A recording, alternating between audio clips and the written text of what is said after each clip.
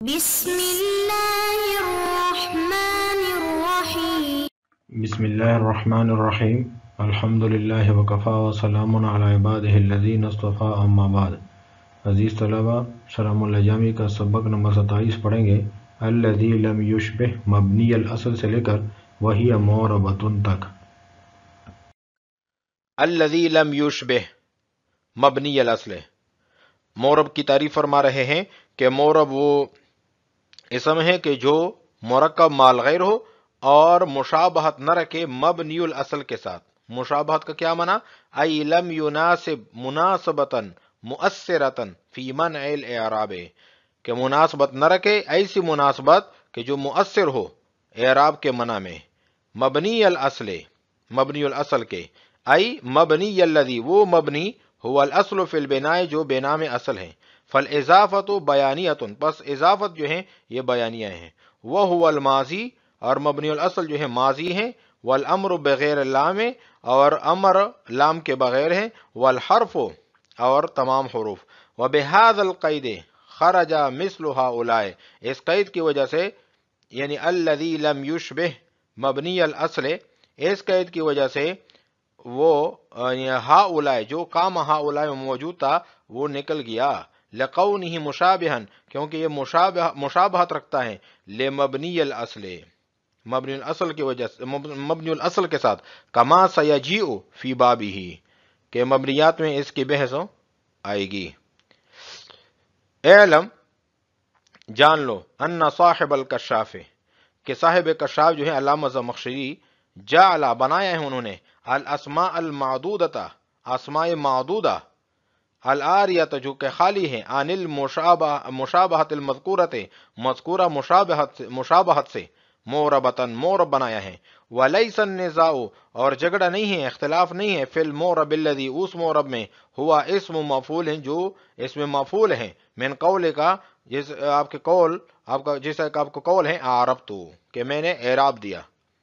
فإن ذلك لا يحصل، کیونکہ حاصل نہیں ہوتا، یہ حاصل نہیں ہوتا، الا باجراء الاعراب، مگر اعراب کے جاری کرنے کے ساتھ، على آخر الکلمت، کلمہ کے آخر میں، بعد الترکیب، ترکیب کے بعد۔ بلکہ جھگڑا ہے، فی المعرب اصطلاحا، معرب اصطلاحی میں۔ فاعتبر العلامۃ مجرد الصلاحیت، علامہ زمخشری نے محض صلاحیت کا اعتبار کیا ہے، لاستحقاق الاعراب، بوجہ اعراب کے مستحق ہونے کے، بعد الترکیب، ترکیب کے بعد۔ وہو الظاہر، اور یہی بات ظاہر ہے، من کلام الامام عبد القاہر، امام عبد القاہر کے کلام سے۔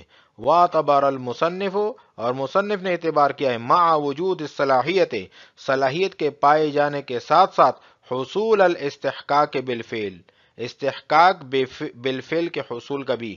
ولہذا، اسی وجہ سے، اخذ الترکیب فی تعریفہ، علامہ ابن حاجب نے اخذ کیا ہے ترکیب کو تعریف میں، یعنی المرکب کے لفظ کا ذکر کیا ہے۔ واما وجود الاعراب بالفعل، بہرحال اعراب کا پائے جانا بالفعل، فی کون الاسم معربا، کہ کسی اسم کا معرب ہونے میں، فلم یعتبرہ احد، اس کا اعتبار کسی نے بھی نہیں کیا ہے۔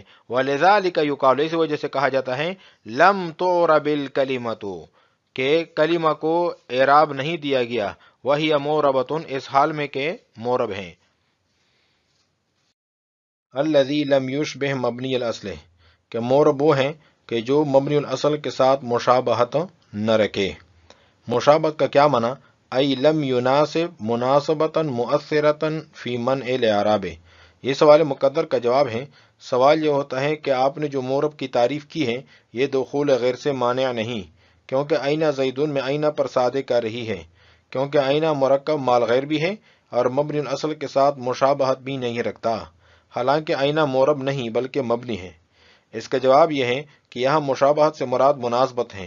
اینہ استفہامیہ اگرچہ مبنی الاصل کے ساتھ مشابہت نہیں رکھتا، لیکن مبنی الاصل کے ساتھ مناسبت رکھتا ہے۔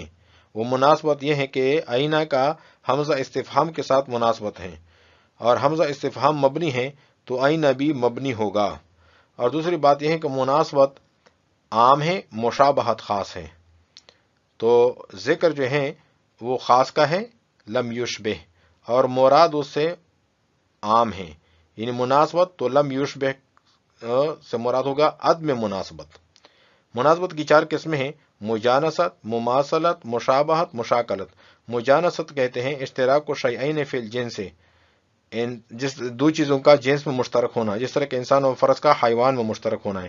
مماثلت اشتراک و شیئین فی النوع، 2 چیزوں کا نوع میں مشترک ہونا، جس طرح کہ زید اور بکر کا انسان ہونے میں مشترک ہونا ہے۔ مشابہت اشتراک و شیئین فی الوصف اللازم، وصف لازم میں 2 چیزوں کا مشترک ہونا، جس طرح کہ اسد شیر اور بہادر آدمی کا بہادری میں مشترک ہونا ہے۔ مشاکلت اشتراک و شیئین فی الشکل و صورت، 2 چیزوں کا شکل و صورت میں ایک جیسا ہونا، ایک مشترک ہونا، جس طرح کہ شیر کی تصویر اور اصلی شیر۔ مناسبتاً مؤثرتاً فی منع الاعراب، یہ سوال مقدر کا جواب ہے۔ سوال یہ ہوتا ہے کہ آپ نے جو مورب کی تعریف کی ہے یہ اپنے افراد کو جامع نہیں، کیونکہ اس تعریف سے غیر منصرف خارج ہو جاتا ہے، اس لیے کہ اس کی فی الماضی کے 2 فرعیتین کے ساتھ مناسبت ہیں۔ وہ یہ ہے کہ فی الماضی فاعل کا محتاج ہوتا ہے اور مصدر کا بھی محتاج ہوتا ہے، اور محتاج الیہ کی فرع ہوتا ہے۔ پس فی الماضی میں 2 فرعیتین پائی گئی، اور غیر منصرف میں 2 سبب پائے جاتے ہیں، اور ہر سبب فرع ہے کسی دوسری چیز کے لیے، تو غیر منصرف میں بھی 2 فرعیتین پائی گئی، تو یہ اس میں مناسبت ہو گئی فی الماضی کے ساتھ، اور فی الماضی جو ہے مبنی الاصل ہیں، لہٰذا غیر منصرف کو ماضی کی طرح مبنی ہونا چاہیے حالانکہ وہ مورب ہیں۔ اس کا جواب یہ ہے کہ مناسبت سے مراد مطلق مناسبت نہیں بلکہ مناسبت مؤثرہ فی منع الاعراب ہیں، اور مناسبت مؤثرہ وہ ہوتی ہے جس کا کوئی معارض موجود نہ ہو، اور غیر منصرف والی مناسبت میں معارض موجود ہیں، لہذا یہ مؤثرہ مناسبت نہیں ہے، کیونکہ غیر منصرف وجود فرعیتین میں جیسے فی الماضی کے ساتھ اس کی مناسبت ہیں، اس طرح فی المضارع کے ساتھ بھی مناسبت ہیں۔ فی المضارع میں بھی 2 ہی فرعیتین پائی جاتی ہیں، فی الماضی کی مناسبت اس سے مبنی کی طرف لے جانا چاہتی ہیں، اور فی المضارع کی مناسبت اس سے مورب کی طرف لے جانا چاہتی ہیں، پس ہم نے اس کے مورب ہونے کو ترجیح دی کیونکہ اسماء میں اصل مورب ہونا ہے، تو چونکہ غیر منصرف کی ماضی کے ساتھ مناسبت جو ہے اس کا معارض موجود ہے، لہٰذا یہ مناسبت جو ہے مؤثرہ نہیں۔ ای لم یناسب مناسبتاً مؤثرتاً فی منع الاعراب، کہ عدم مشابہت سے مراد یہ ہے کہ عدم مناسبت ہو، ایسی مناسبت کہ جو مؤثرہ ہو فی منع الاعراب، اعراب کے منع میں۔ مبنی الاصل ای مبنی الذی هو الاصل فی البناء، یہ عبارت سوال مقدر کا جواب ہے۔ سوال یہ ہوتا ہے کہ مبنی مضاف ہیں اصل کی طرف، اور مضاف الیہ کا مغایر ہوتا ہے، لیکن یہاں پر مضاف الیہ کا مغایر نہیں، کیونکہ مبنی اور اصل ایک چیز ہے۔ اس کا جواب یہ ہے کہ آپ کا مذکورہ اعتراض تب درست ہوتا کہ جب مبنی کی اضافت اصل کی طرف اضافت لامی ہوتی، لام کے ساتھ ہوتی، اور یہاں پر اضافت بیانیہ ہے، اور اضافت بیانیہ میں مضاف الیہ کا غیر نہیں ہوتا بلکہ عین ہوتے ہیں۔ تو پھر سوال ہوتا ہے کہ آپ نے جو کہا ہے کہ مبنی کی اضافت اصل کی طرف اضافت بیانیہ ہے، اور اضافت بیانیہ میں یہ قاعدہ ہوتا ہے کہ وہاں نسبت عموم خصوص من وجہ کی ہوتی ہے، جیسے خاتم من فضة میں اضافت بیانیہ ہے، تو یہاں پر نسبت عموم خصوص من وجہ کی ہے کہ کبھی خاتم اور فضہ دونوں ایک مقام پر جمع ہو جاتے ہیں، اور کبھی خاتم ہوتی ہے لیکن فضہ نہیں ہوتا، اور کبھی فضہ ہوتا ہے اور خاتم نہیں ہوتی، تو کیا یہاں بھی ایسا ہے؟ تو اس کا جواب یہ ہے کہ بالکل یہاں پر بھی ایسا ہے۔ مبنی اور اصل میں بھی عموم خصوص من وجہ کی نسبت پائی جاتی ہے کہ کبھی مبنی اور اصل دونوں جمع ہو جاتے ہیں جیسے کہ حروف، اور کبھی مبنی ہوتا ہے لیکن اصل نہیں ہوتا جیسے اسماء معدودہ، اور کبھی اصل ہوتا ہے مبنی نہیں ہوتا جیسے کہتے ہیں کہ الاصل فی الاسماء اعراب ای مبنی الذی هو الاصل فی البناء، کہ مبنی وہ ہیں کہ جو بنام اصل ہیں، فالاضافۃ بیانیۃ، یہ مبنی جو مضاف اصل کی طرف، یہ اضافت بیانیہ ہیں. اور مبنی الاصل کون سے ہیں؟ وہو الماضی، ماضی، والامر بغیر لام، اور لام کے بغیر امر یہ بھی مبنی ہیں، مبنی الاصل ہیں. والحرف، اور تمام حروف بھی مبنی الاصل ہیں. وبہذا القید، اس قید سے اشارہ ہے لم یشبہ مبنی الاصل کی طرف، کہ اس قید کی وجہ سے وہ ہؤلاء جو المرکب قید کی وجہ سے داخل ہوا تھا کام ہؤلاء میں جو ہؤلاء ہیں وہ ابھی خارج ہو جائے گا اس قید کی وجہ سے، کیونکہ ہؤلاء کی مشابہت ہے مبنی الاصل کے ساتھ، اور اس کا ذکر اس کے باب میں بھی آ جائے گا. علم ان صاحب الکشاف جعل الاسماء المعدودۃ العاریۃ عن المشابہۃ المذکورۃ موربۃ. یہ سوال مقدر کا جواب ہے. سوال یہ ہوتا ہے کہ کافیہ ماخوذ ہے مفصل سے، اور علامہ زمخشری نے مورب کی تعریف میں المرکب کے قید کا ذکر نہیں کیا، اور علامہ ابن حاجب نے مورب کی تعریف میں اس کا ذکر کیا ہے. اس کی کیا وجہ ہے؟ اس کا جواب یہ ہے کہ مورب کی تعریف میں علامہ زمخشری کا اور علامہ ابن حاجب کا اختلاف ہے. علامہ زمخشری کے نزدیک اسماء معدودہ علی، باتا، زید، عمر، بکر مورب ہیں، اور علامہ ابن حاجب کے نزدیک مورب نہیں ہیں بلکہ مبنی ہیں. اسی وجہ سے علامہ زمخشری نے المرکب کی قید نہیں لگائی تاکہ اسماء معدودہ مورب میں داخل ہوں. جعل الاسماء المعدودۃ العاریۃ عن المشابہۃ المذکورۃ موربۃ. اسماء معدودہ کو علامہ زمخشری نے مورب بنایا ہے جو کہ مشابہت مذکورہ سے خالی ہے. ولیس النزاع فی المورب الذی هو اسم مفعول. یہ عبارت جو ہے سوال مقدر کا جواب ہے.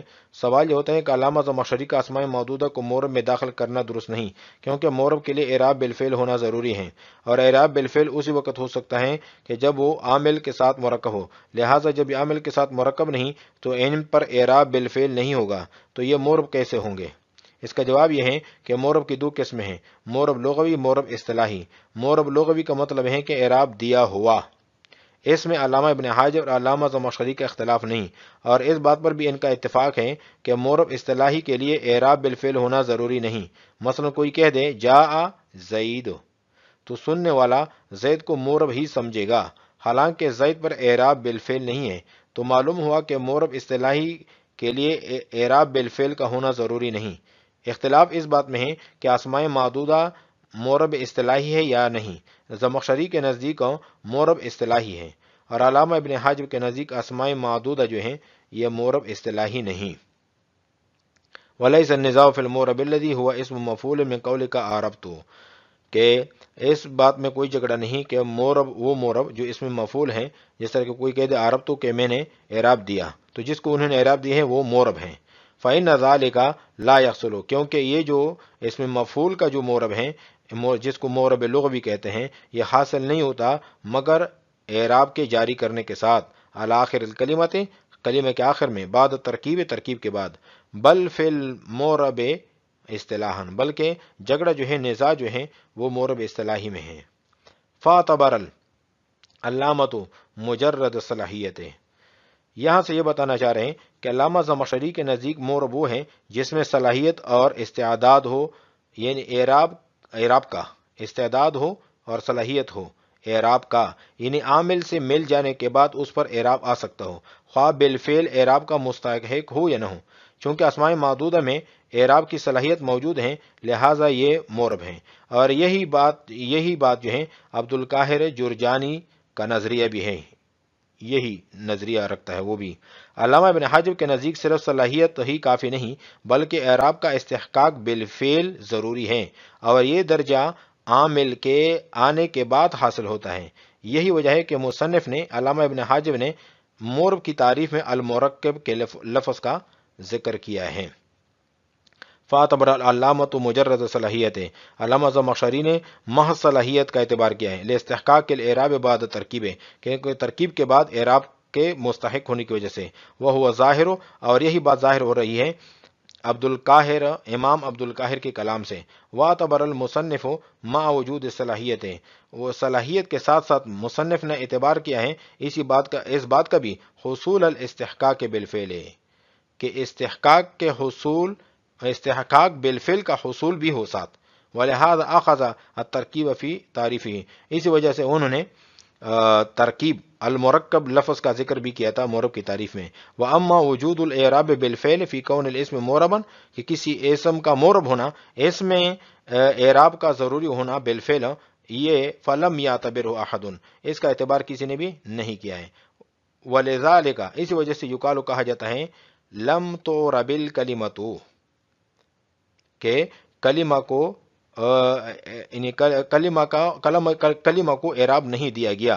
وَهِيَ مُعْرَبَةٌ، اور وہ حالانکہ مورب ہیں. یہ جاء زید کی مثال میں زید پر اعراب نہیں ہے، اسی وجہ سے کہا گیا لم تُعْرَبِ الْكَلِمَةُ، کہ کلمہ کو اعراب نہیں دیا گیا. وَهِيَ مُعْرَبَةٌ، حالانکہ یہ مورب ہیں. آج ہم نے پڑھا ہے الذی لم یشبہ مبنی الاصل سے لے کر وَهِيَ مُعْرَبَةٌ تک. وعلیکم السلام ورحمۃ اللہ تعالی وبرکاتہ.